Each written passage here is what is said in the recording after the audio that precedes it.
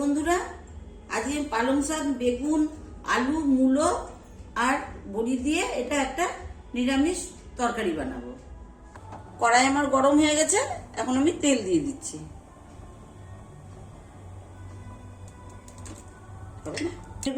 বড়িগুলো এখন ছেড়ে দিচ্ছি, কেন তেল গরম হয়ে গেছে।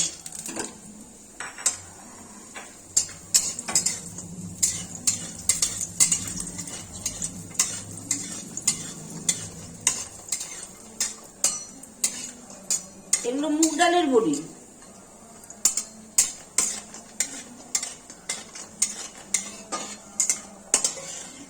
বড়ি ভাজা হয়ে গেছে, এবার তুলে দিচ্ছি।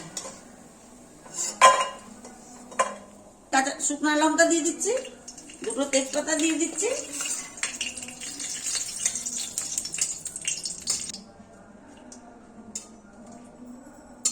আর কালো জিরাটা ছেড়ে দিলাম।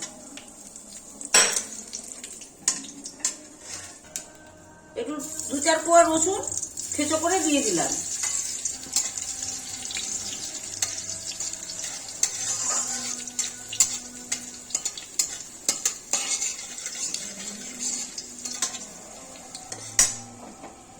এবার আমি আলু,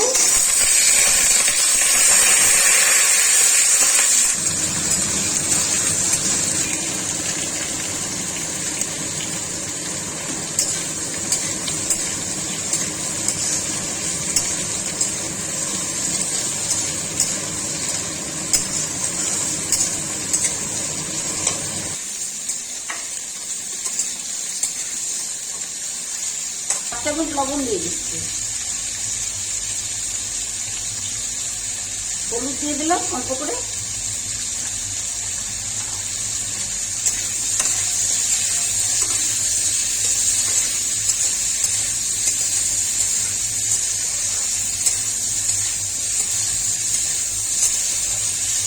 এবার বেগুনগুলো ছেড়ে দিচ্ছি।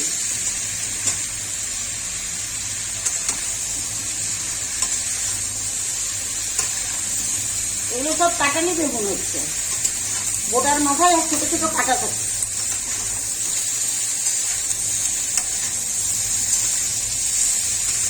এই বেগুনের খুব টেস্ট হয় খেতে, কাটালি বেগুনের। লাল মূলো অল্প করে আলু দিয়ে এইভাবে বড়ি দিয়ে রান্না করে খেলে, সাথে আবার আমি পালং শাকও দেবো, সেটা পরে দেবো।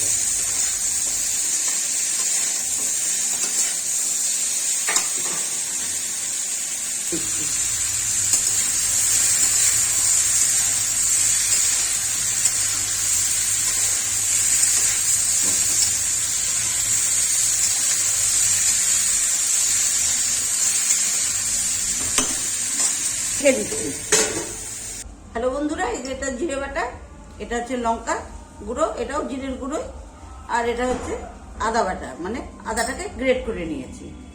এখন আমি পেস্ট করে নেব। মশলা ভিজিয়ে দিলে তরকারি খেতে ভালো হয়, আর গুঁড়ো মশলাটা তরকারির মধ্যে যদি দিয়ে দিই তাহলে তরকারিটা ভাজা ভাজা গন্ধ করবে। তার জন্য সবসময় মশলার গুঁড়োটাকে ভিজিয়ে রাখা উচিত, এবং এইভাবে ভিজিয়ে নিলে পরে তারপরে দিলে ভালো হবে। এবার তরকারির মধ্যে আমি মশলা বাটাটা দিয়ে দেবো, মানে পেস্ট করে নিয়েছি যেটা।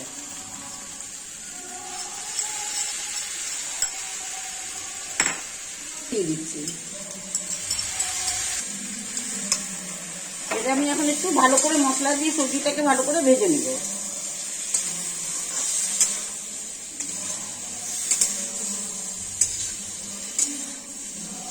এটা এখন আর ঢাকবো না, এইভাবে নাড়াচাড়া করবো থেকে থেকে।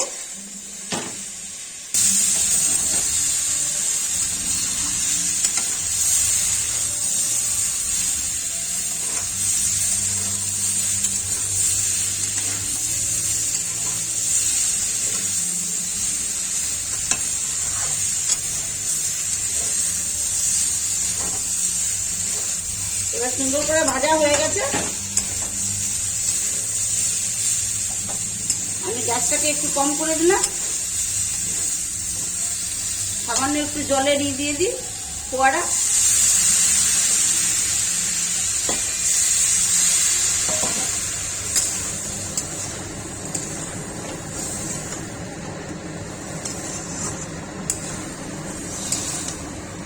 দিয়ে দিচ্ছি।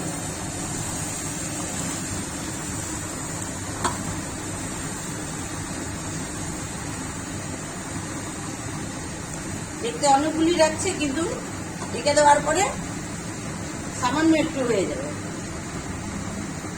খুবই ডগডগে এই পালং শাকটা, আপনারা দেখতেই পাচ্ছেন।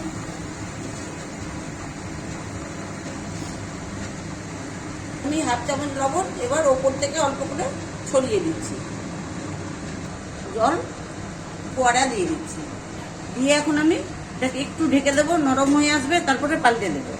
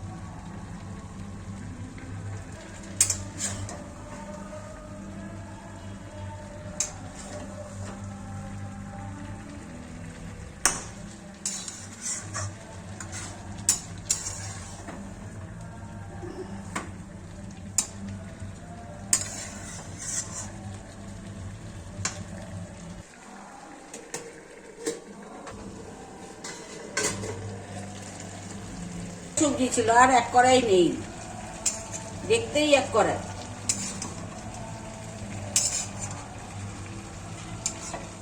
এবার আমি বড়িগুলো এর মধ্যে দিয়ে দিচ্ছি, নাড়াচাড়া করে তারপরে একটু জল দেবো।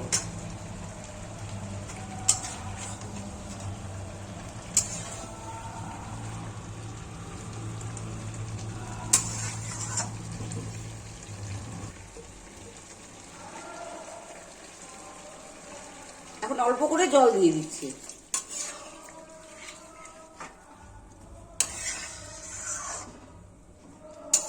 একটু একটু ঝোল ঝোল থাকবে, খেতে খুব ভালো লাগবে, সেন্ট হবে।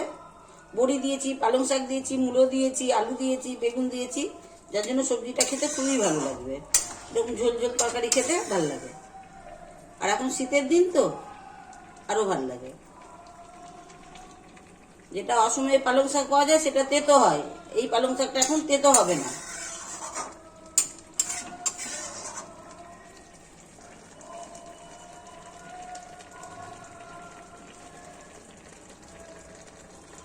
এবার আস্তে করে ঢেকে দিচ্ছি 15 মিনিট 20 মিনিটের জন্য।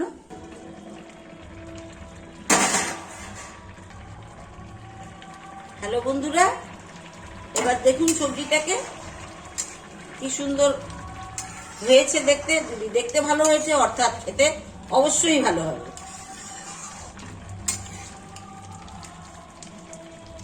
এর মধ্যে ধনে কেন দিলাম না, যে এই সবজির মধ্যে ধনে দেওয়া যায় না। জিরে, শুকনো লঙ্কা পেঁচা বা গুঁড়ো আর ওই আদাটাকে একটু গ্রেট করে দিলাম। এর মধ্যে চিনিও দিতে হয় না, তাহলে টেস্ট আলাদা হয়ে যাবে, টেস্ট পাওয়া যাবে না। এভাবে খেলে পরে খুবই ভালো লাগবে, ভীষণ টেস্টি হবে। এই সময় বড়িটা দিলাম, যখন দিলাম যে আগে দিলে বড়িটা ভেঙে যেত।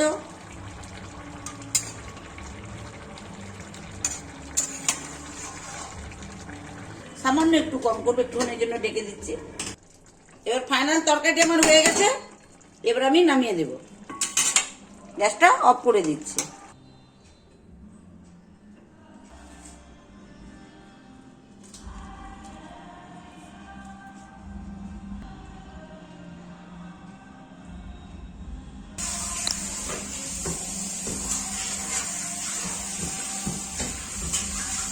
হ্যালো বন্ধুরা, আমার আলু, বেগুন, মূলো, বড়ি দিয়ে তরকারিটা হয়ে গেছে। এই রসুন ফোড়ন দিয়েছিলাম, এর মধ্যে জিরা দিয়েছিলাম, শুকনো লঙ্কা দিয়েছিলাম, আদা দিয়েছিলাম, কিন্তু ধনে দিইনি। ধনে এর মধ্যে দেয় না, ধনে দিলে পরে ওর টেস্টটা আলাদা হয়ে যাবে, যার জন্য ধনে দেওয়া হয়নি। আপনারা ভাববেন হয়তো যে ধনে কোথায় দিল, এই জন্য এর মধ্যে ধনে দেওয়া হয় না। কেমন লাগলো না লাগলো আপনারা কমেন্ট করে জানাবেন, শেয়ার করবেন, সাবস্ক্রাইব করবেন। এত দূর পর্যন্ত আমি আমার ভিডিওটাকে শেষ করলাম। নমস্কার।